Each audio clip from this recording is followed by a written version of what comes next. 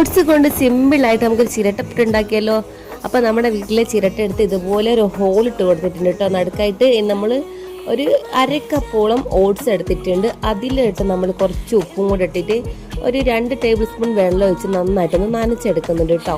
അധികം വെള്ളമായി പോകണ്ട. ഇതിൽ നിന്ന് ഞാനൊരു 1 ടേബിൾ സ്പൂൺ മാറ്റി വെച്ചിട്ടുണ്ടായിരുന്നേ. അത് നമ്മൾ എന്ത് ചെയ്യുക, നമുക്ക് മിക്സിയിലിട്ടൊന്ന് പൾസ് ചെയ്യുമ്പോൾ അതിലിട്ട് കൊടുക്കാം. അപ്പോൾ ഇതാ ഞാൻ ഈ കുഴച്ചതിലോട്ട് ഇട്ട് കൊടുത്ത് കുഴക്കാത്ത ആ ഒരു ഓട്സും ഇട്ട് കൊടുത്തിട്ട് ഇതുപോലെ ഒന്ന് അടിച്ചെടുത്തിട്ട് നന്നായിട്ട് അടിക്കുമ്പോൾ ഇത് കട്ട പിടിച്ചോ നിർത്തി വേണം കേട്ടോ അടിച്ചെടുക്കാൻ. അപ്പോൾ ഇത് ഇതുപോലെ കിട്ടിയതിന് ശേഷം നമ്മൾ നമ്മുടെ വീട്ടിലുള്ള ചിരട്ട എടുത്തതിന് ശേഷം കുറച്ച് തേങ്ങ ഇട്ട് കൊടുത്തിട്ടുണ്ട്. അപ്പോൾ ഇതാ നമ്മൾ കുക്കറുമ്മലാണ് ചെയ്യാൻ പോകുന്നത്. കുക്കറിൽ കുറച്ച് വെള്ളം വെച്ച് സ്റ്റൗമിൽ വെച്ചിട്ടുണ്ട് കേട്ടോ. അപ്പോൾ ഇതുപോലെ വെച്ച് കൊടുത്തതിന് ശേഷം കുറച്ച് തേങ്ങ ചിരവിയത് നമുക്കിതിൻ്റെ മുകളിൽ ഇട്ടിട്ട് കൊടുക്കണം. അപ്പോൾ അത്രയും പണിയുള്ളൂ. സിമ്പിളായിട്ട് ഓട്സ് കൊണ്ടുള്ള ഹെൽത്തി ആയിട്ടുള്ള ചിരട്ടപ്പുട്ട് നമുക്ക് വീട്ടിൽ തന്നെ തയ്യാറാക്കാം. അപ്പോൾ ഇതാ നമ്മളിനി ഇത് കുക്കറിൻ്റെ മുകളിലോട്ട് വിസിൽ ഊരിയതിന് ശേഷം വെച്ച് കൊടുക്കണം കേട്ടോ. അപ്പോൾ ഇത് വെച്ച് കൊടുത്തിട്ടുണ്ട്. ഇത് വെച്ച് വിത്തിൻ സെക്കൻഡ് ഉണ്ടെങ്കിൽ നമുക്ക് ഇങ്ങനെ പുക വരുന്നത് കാണാം. കുറച്ച് വന്നോണം, നന്നായി വെന്ത് വന്നോട്ടെ.